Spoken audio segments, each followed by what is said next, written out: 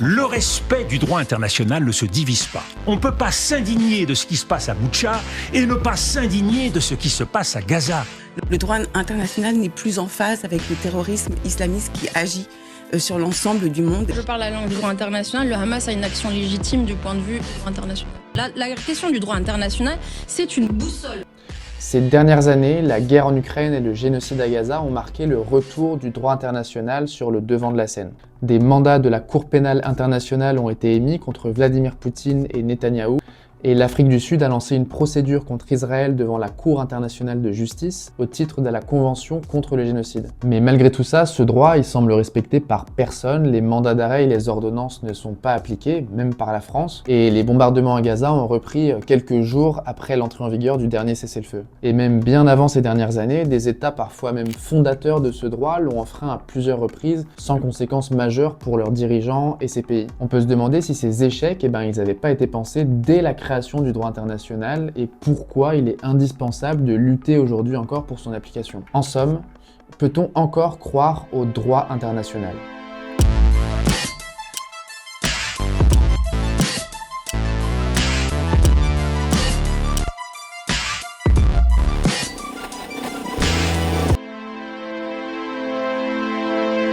Bon, déjà, il faut comprendre de quoi on parle quand on évoque le droit international moderne tel qu'on le connaît aujourd'hui. Et ça nous ramène 80 ans en arrière, au lendemain de la Seconde Guerre mondiale. Les grandes puissances victorieuses de l'Allemagne nazie se lancent dans la création d'une organisation internationale dans le but de sauvegarder la paix. Le 24 octobre 1945 à San Francisco, les États-Unis, l'URSS, la France, le Royaume-Uni et la Chine ratifient la charte de l'Organisation des Nations Unies, ce qui marque aussi sa création. Dans la foulée, les dirigeants de 51 pays signent la charte et aujourd'hui, c'est 193 pays qui sont membres de l'ONU. Dans son préambule, la charte précise qu'il s'agit de préserver les générations futures du fléau de la guerre qui, 2 fois en l'espace d'une vie humaine, a infligé à l'humanité d'indicibles souffrances. Bon, une déclaration qui a plutôt mal vieilli puisque 2024 marque quand même l'année avec le plus de conflits dans le monde depuis 1946, avec 61 conflits dans 36 pays différents. En tout cas, à l'époque, pour préserver la paix, le préambule indique qu'il faut créer les conditions nécessaires au maintien de la justice et du respect des obligations nées des traités et autres sources du droit international. Et ça, c'est la tâche de la Cour internationale de justice, l'organe judiciaire principal des Nations Unies. Alors son rôle, c'est de s'appuyer sur l'ensemble des conventions internationales pour juger les différends entre États. Cette Cour, elle est composée de 15 juges et elle a 2 compétences différentes. Une compétence contentieuse, donc elle juge les différends entre les États et elle rend des décisions de justice. Et les États jugés, ils sont dans l'obligation de mettre en place ce qui est ordonné par la Cour. Sa deuxième fonction, elle est consultative, donc elle rend des avis qui, eux, ne sont pas obligatoires quand elle est saisie, par exemple, par l'Assemblée générale qui représente tous les pays membres de l'ONU. Cette Cour internationale de justice, elle est à distinguer de la CPI, la Cour pénale internationale, qui, elle, juge les dirigeants des États et non les États eux-mêmes. Par exemple, pour des crimes contre l'humanité, des crimes de guerre ou un crime de génocide. Mais ça, on en reparlera plus tard. Bon alors, si cette Cour internationale de justice, elle peut juger les États et rendre des décisions qui sont obligatoirement appliquées par ceux-ci, on devrait vivre dans un monde de paix où donner de l'amour est notre seul souci. Malheureusement, c'est pas si simple. Parce que la Cour internationale de justice, pour qu'elle soit compétente, il faut que les États qu'elle juge aient accepté sa compétence. Ce monsieur, c'est Olivier Corten. Je l'ai contacté parce qu'il est juriste spécialiste du droit international. Il a aussi plaidé en tant qu'avocat directement devant la Cour internationale de justice. Donc ça, c'est justement une particularité par rapport au droit interne. En droit interne, si on vous attrait devant un juge, on ne vous demande pas si vous êtes d'accord de reconnaître ce juge. Alors qu'en droit international public, les États étant égaux, ils vont accepter ou pas de soumettre leurs actions à l'évaluation de la Cour internationale de justice. Certains États acceptent par principe toujours la juridiction de la Cour. Alors c'est pas le cas de la France, mais c'est le cas d'une 60aine de pays comme la Belgique ou la Grande-Bretagne. L'autre option, c'est celle de traités particuliers comme la Convention génocide, la Convention torture. Et dans ces conventions, il y a un article qui dit que la Cour internationale de justice est compétente pour juger les États qui sont signataires de cette convention s'ils ne respectent pas leurs obligations. Et c'est exactement ce qui s'est passé avec l'Afrique du Sud et Israël. Parce que l'Afrique du Sud, elle a porté plainte contre Israël à la Cour internationale de justice parce que Israël a signé la Convention génocide. Et donc l'Afrique du Sud l'accuse de ne pas respecter ses obligations. Donc on a des pays qui sont jugés par la Cour internationale de justice, soit parce qu'ils l'ont bien voulu, ou soit parce qu'ils ont signé des traités et des conventions particulières. Et quand un pays décide de ne pas obéir à la Cour, le Conseil de sécurité de l'ONU peut prendre des mesures pour faire exécuter le jugement. Le Conseil de sécurité, c'est le bras exécutif de l'ONU. Il comprend 15 membres. Il y a 5 membres permanents, qu'on appelle aussi le P5, avec les États-Unis, la Russie, la Chine, la France et le Royaume-Uni, et 10 membres non permanents qui sont élus pour 2 ans par l'Assemblée générale. Et l'Assemblée générale, c'est un peu le Parlement mondial où siègent les 193 pays membres de l'ONU. Ce Conseil de sécurité, il peut donc décider de prendre des sanctions diplomatiques ou économiques contre certains pays pour faire respecter le jugement de la Cour. Problème, le P5, donc les 5 membres permanents du Conseil de sécurité, ont un droit de veto et peuvent donc bloquer toutes les résolutions. C'est arrivé par exemple en 1986 dans une affaire entre les États-Unis et le Nicaragua. La Cour a condamné les États-Unis pour avoir soutenu l'opposition armée au gouvernement du Nicaragua dans une guerre civile qui a fait presque 40 000 morts. Et quand le Nicaragua saisit le Conseil de sécurité pour faire appliquer le jugement, les États-Unis, ils opposent tout simplement leur veto et ça bloque toute résolution possible. Plus récemment, le Conseil de sécurité n'a même pas tenté de faire appliquer les mesures conservatoires ordonnant à la Russie de suspendre immédiatement ses attaques contre l'Ukraine, tout simplement car le veto de la Russie était certain. Dans le cas d'Israël, les États-Unis, qui sont un allié historique, ils ont opposé 46 vétos à des résolutions du Conseil de sécurité qui condamnaient leur allié pour la colonisation de la Palestine. Ce qu'il faut bien comprendre, c'est que cette asymétrie, en fait, elle est pensée dès la création du droit international par les grandes puissances, et ce droit de veto, en fait, ça leur permet de se protéger entre elles et de conserver les rapports de force existants. Par un pragmatisme qui était celui des puissances alliées au moment où ils ont élaboré la Charte des Nations Unies, eh bien, en effet, ils ont prévu un certain nombre de principes, mais tout en les élaborant de manière à ce que ces principes soient appliqués en fonction des rapports de force et de la volonté politique. Ça, c'est très clair, c'est quelque chose qui est vraiment inscrit dans les règles elles-mêmes.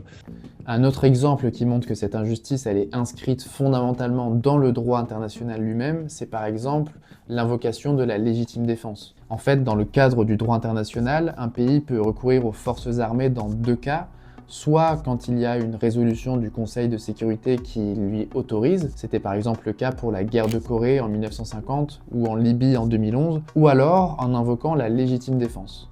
Mais il est clair que les États les plus puissants vont être ceux qui vont être les plus à même d'invoquer la légitime défense. Si vous prenez par exemple, vous disiez le cas de la Palestine, si on dit que la Palestine est en légitime défense, fort bien, mais la Palestine, elle ne va pas pour autant avoir les moyens de l'exercer et les États qui pourraient l'aider vont décider de ne pas le faire. D'ailleurs, l'occupation de la Palestine par Israël, c'est un peu le cas emblématique qui montre le tiraillement entre les grands idéaux qui sont posés après la Seconde Guerre mondiale et les contraintes politiques qui sont intégrées à ce droit lui-même. Dès 2004, la Cour internationale de justice, elle rend un avis sur l'affaire du mur que voulait ériger Israël en territoire palestinien occupé. Elle affirme que ce mur, il est complètement illégal et elle ordonne à Israël tout un tas de sanctions pour enlever ce mur, réparer les dommages créés, etc. Et plus tard, en 2022, la Cour, elle rend un autre avis qui va encore plus loin puisqu'elle affirme que c'est l'occupation de la Palestine qui est illégale et elle demande à Israël de se retirer de la Palestine dans les plus brefs délais.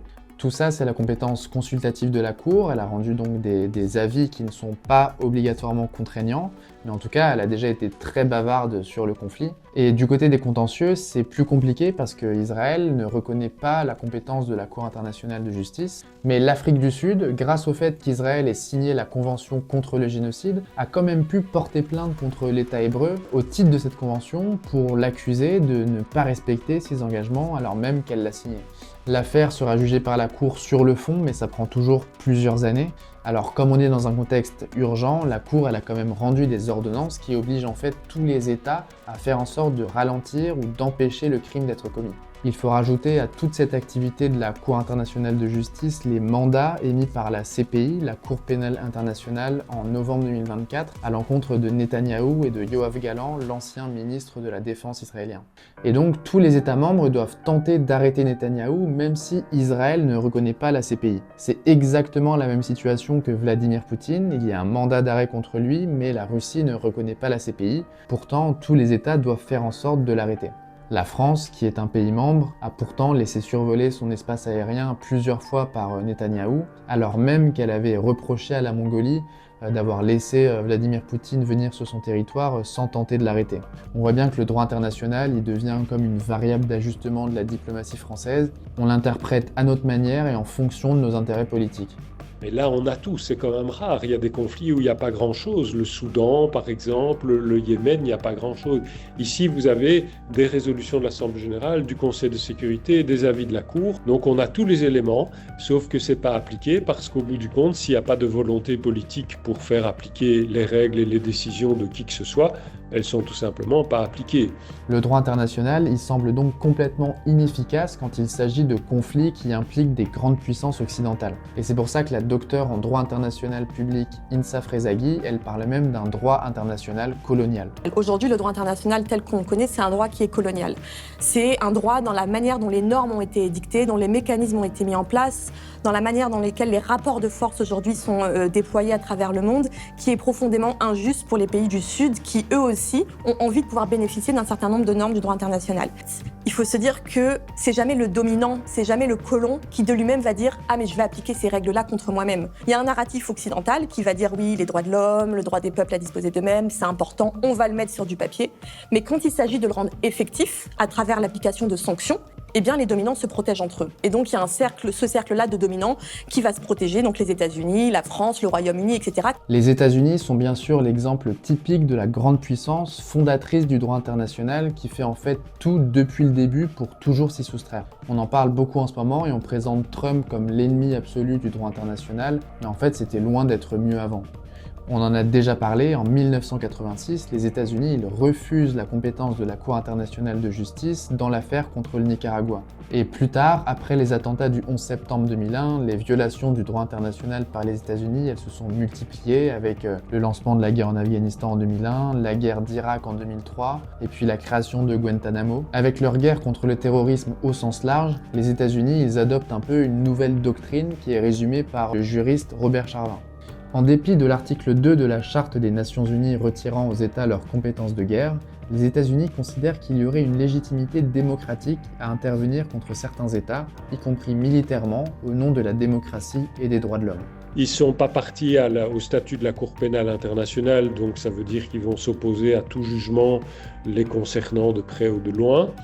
Ils ont ratifié certaines conventions, comme la Convention génocide, mais il faut une réserve sur la clause qui donne compétence à la Cour. Ils ne sont pas partis à la Convention sur l'élimination de la discrimination à l'égard des femmes.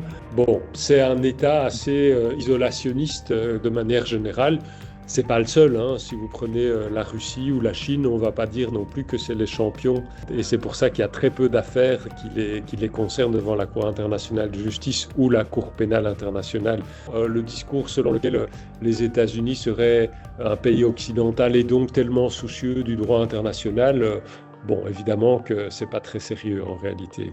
Bon, avec tout ce qu'on a dit, on pourrait vite tomber dans une position cynique et un peu conservatrice en disant qu'on ne peut rien attendre du droit international. Déjà, pour nuancer ce constat, il faut se rappeler que l'utilisation du droit international pour régler les conflits, c'est en fait une toute petite partie du droit international dans son ensemble. Alors il y aurait 1000 autres critiques à lui adresser, notamment sur le libre-échange complètement excessif et bien d'autres choses. Mais voilà, le droit international, c'est aussi l'union postale universelle, c'est aussi la coopération des États dans le domaine maritime, dans le domaine des télécommunications. Côté européen, c'est aussi la Cour européenne des droits de l'homme, qui est régulièrement saisie par des individus pour faire respecter leurs droits fondamentaux. Il faut aussi dire qu'un bilan exhaustif et complet de l'action du droit international, en fait, c'est complètement irréalisable. On peut bien sûr pointer ses failles comme on l'a fait et voir les conflits qu'il n'a pas pu empêcher, mais par contre on ne peut pas compter les conflits qu'il a pu éviter. Tous les cas où un État n'utilise pas la force pour parvenir à ses fins, donc il y a quand même des tas de différends qui sont réglés autrement que par la force. Si vous prenez par exemple les problèmes frontaliers, les différends territoriaux, il y en a beaucoup qui sont réglés par la négociation ou qui sont transmis à la Cour internationale de justice qui prend des décisions. Et donc ça, c'est une alternative, disons, au recours à la force qui est quand même mise en œuvre dans une série de cas. Maintenant, c'est pas du tout pour dire que ça marche complètement, loin s'en faut. Ouais, on l'a vu, ça marche pas. Mais pourtant, il est essentiel et indispensable de continuer à se battre pour son application. Parce que les grands principes et les grands idéaux posés par les grandes puissances après la Seconde Guerre mondiale, donc notamment dans la Charte des Nations Unies, mais aussi dans la Déclaration universelle des droits de l'homme, même s'ils sont bafoués, ils doivent et ils peuvent rester une boussole justement parce qu'ils y sont inscrits. Il y a un rôle pour le droit international qui est de critiquer les grandes puissances en disant, alors même que ce droit vous est plutôt favorable ou que c'est vous-même qui l'avez élaboré, vous ne le respectez pas et vous avez un discours pourtant qui consiste le plus souvent à dire, voilà, nous on respecte le droit international contrairement à d'autres. Et donc évidemment, c'est là que de l'autre côté, du côté soit de la société civile, soit d'ailleurs de la majorité des États, les États du Sud, le mouvement des non-alignés, par exemple, quand vous lisez leurs déclarations, ils vont invoquer le droit international pour critiquer toute une série d'interventions militaires en particulier. Même s'il est instrumentalisé par les grandes puissances, il y a bien un pouvoir du droit international. C'est un peu comme un cadre de légitimité, et les grandes puissances, elles vont pas adopter un discours complètement cynique qui dirait « on est les plus forts, donc on fait ce qu'on veut ». Les grandes puissances, elles tendent quand même à se justifier avec le droit. C'est ce qu'on a vu notamment avec les différentes attaques des États-Unis. Hier, avec la guerre au Vietnam, c'était contre l'ennemi communiste. Et maintenant, c'est le terrorisme au sens large qui leur sert de justification. Comme ils se justifient avec le droit, ils sont aussi soumis à une contre-argumentation qui utilise ce même droit. Et c'est ce qu'on a vu assez tôt et ce qui a permis aux partis d'opposition ou alors au peuple d'utiliser cet argument. On peut citer par exemple la crise de Suez en 1956 où on a vu des manifestations avec des banderoles « Law not war », donc le droit, pas la guerre. Donc ce discours pacifique qui utilise le droit international, en fait, il est apparu très tôt. Bien sûr, c'est pas seulement ces manifestations qui ont permis le cessez-le-feu, mais c'est un élément quand même important. Le droit international aujourd'hui, en fait, c'est un contre-discours. On en a besoin parce que c'est un outil pour justifier pourquoi est-ce qu'il est important qu'aujourd'hui l'occupation elle cesse. Parce que ce n'est pas normal qu'un peuple sous occupation subisse ce qu'il subit en ce moment. Le problème, c'est pas le droit international. Le problème, c'est l'absence de volonté politique des États et des organisations internationales qui refusent de l'appliquer. Dans le cas du conflit israélo-palestinien, c'est aussi ce qu'on a vu avec la création du mouvement BDS, pour boycott, désinvestissement et sanctions. Ce mouvement, il appelait au boycott d'Israël et des entreprises qui auraient un lien avec le pays, en dénonçant le fait que les États ne le fassent pas d'eux-mêmes, alors qu'un avis de la Cour internationale de justice les y obligeait. Alors non, le droit international ne mettra pas fin aux guerres, mais il donne un langage à ceux qui refusent de s'y résigner. Et tant qu'il restera ce langage commun, tant qu'il y aura des peuples pour s'en emparer, pour le brandir dans la rue et pour rappeler aux puissants leurs propres lois, alors oui, on pourra encore y croire.